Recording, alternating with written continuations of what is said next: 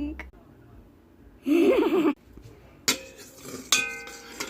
Good thing I was eating strawberries with chocolate, so I wouldn't unpleasant the vegan teacher. I don't know how many people hate the vegan teacher, but